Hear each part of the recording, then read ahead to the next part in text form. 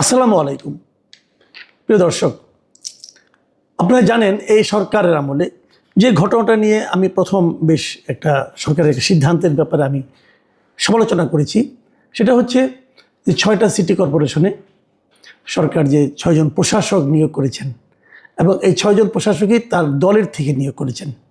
এই ঘটনাটা আমার কাছে ভালো লাগেনি এবং আমি বলেছি এটা মানে খুবই একটা অযৌক্তিক এবং দলীয়করণের মতো কাজ হয়েছে। কিন্তু সরকার এটা কেন করলো কাজটা, আমি এটা নিয়ে আলোচনার চেষ্টা করছি। ওনারা কোনো জবাব এখন পর্যন্ত দেননি, কিন্তু আমি নিজেই একটু চিন্তা করার চেষ্টা করছি ওনারা এটা কেন করলেন।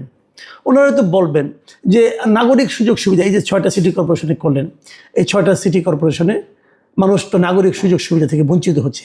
আপনারা জানেন এটা কিন্তু অন্তর্বর্তীকালীন সরকারের সময় তারা এই কাজটা করেছিল। তারা সমস্ত সিটি কর্পোরেশনের, সমস্ত পৌরসভার, মিউনিসিপ্যালিটির যত নির্বাচিত মেয়র আছেন, কাউন্সিলর আছেন, কমিশনার আছেন, কাউন্সিলর আছেন, সবাইকে কিন্তু ওনারা মানে বাতিল করে দিয়েছেন এক নোটিশে। সেই নোটিশটা কি, যে জাতীয় স্বার্থে সব বাতিল করে দিয়েছেন।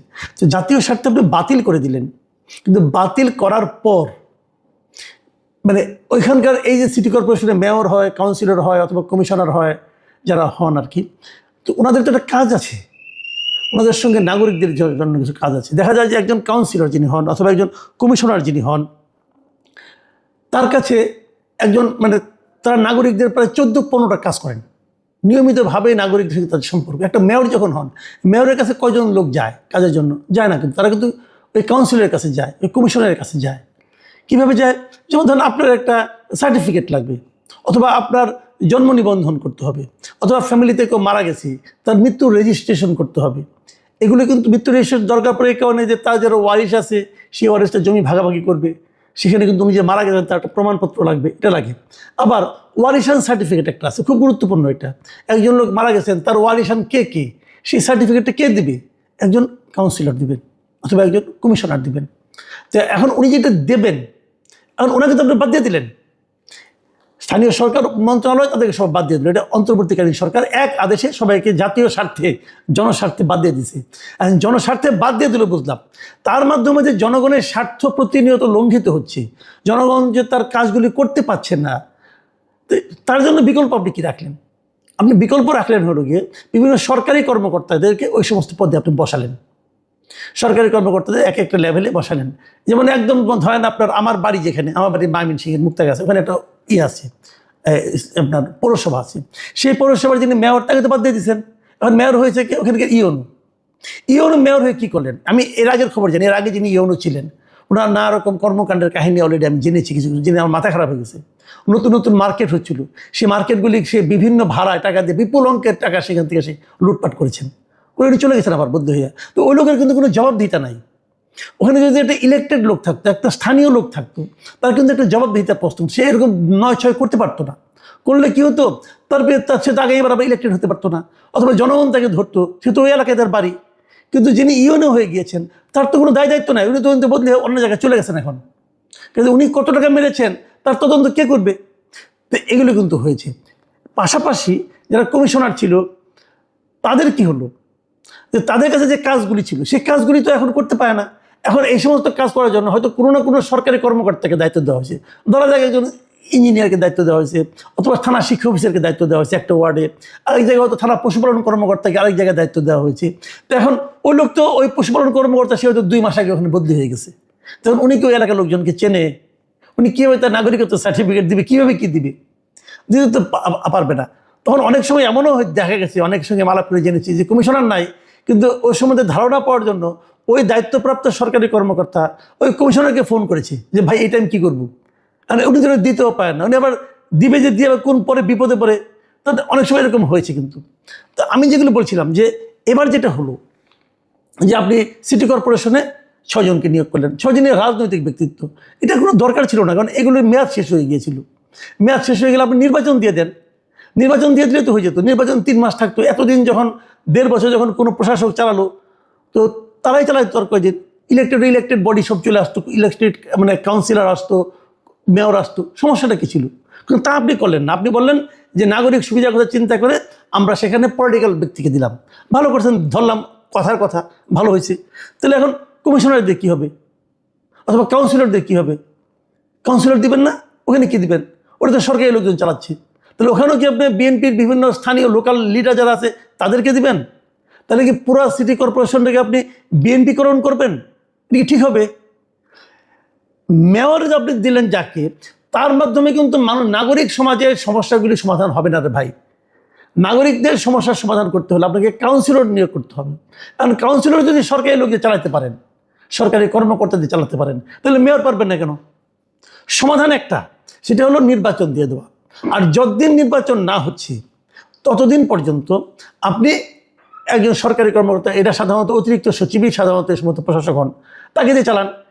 পাশাপাশি আমি মনে করি যে কাউন্সিলর পদে সেখানে সরকারি কর্মকর্তা দিয়েন না, বরঞ্চ কাউন্সিলর তো পলিটিক্যাল না।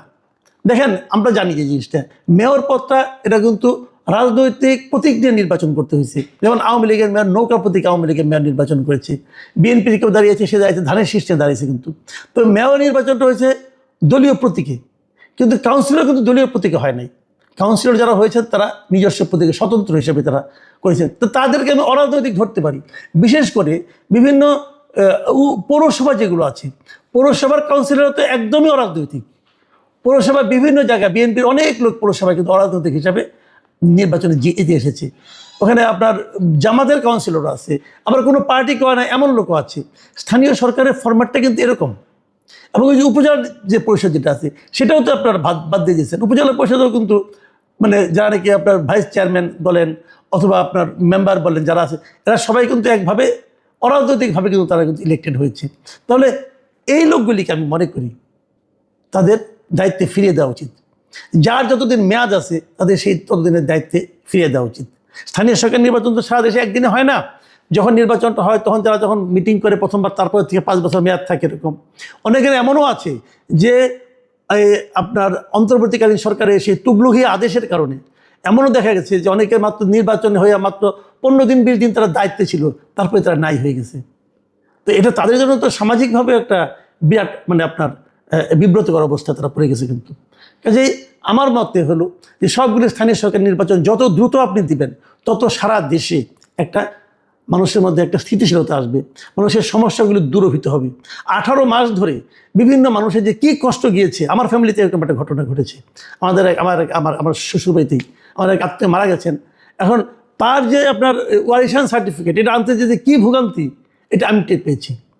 কাজে এটা একটা ভয়ঙ্কর ব্যাপার। কিন্তু মানুষের অনেক কষ্ট হচ্ছে। তো এখানে আমি মনে করি সরকার উচিত হবে, যে কাজ আপনারা করেছেন 6টা ঠিক করেন, 1 নম্বর আপনাদের উচিত ছিল বরঞ্চ কাউন্সিলরগুলি যারা যারা ছিল যে পদে, তাদের সবাইকে সেই পদে এনে আবার ফিরিয়ে আনা, এনে দ্রুত যত তাড়াতাড়ি সম্ভব নির্বাচন দিয়ে দেওয়া। এবং হ্যাঁ ঠিক আছে, আর প্রশাসক হিসেবে মেয়র পদে কি সিটি কর্পোরেশনে কি পৌরসভায় সেখানে একজন প্রশাসক নিয়োগ করা। কিন্তু কাউন্সিলর যেন আবার প্রশাসক না হয়। কাউন্সিলর যারা কাউন্সিলর হচ্ছে মানে যারা নাকি মানে অরাজনৈতিকভাবে যারা নির্বাচিত হয়েছে তাদের পদগুলিতে তাদের আবার নতুন করে ফিরিয়ে দিয়ে পরবর্তী নির্বাচন পর্যন্ত অপেক্ষা করা।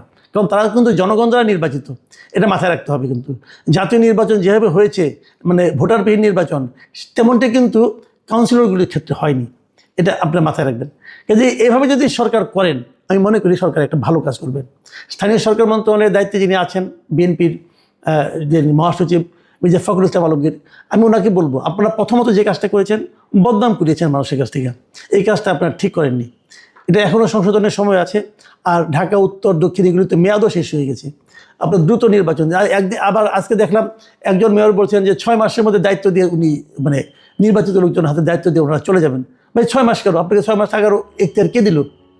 আপনি চলে 6 মাস বলে দিলেন, এটা কি আপনার সম্পত্তি নাকি ভাই?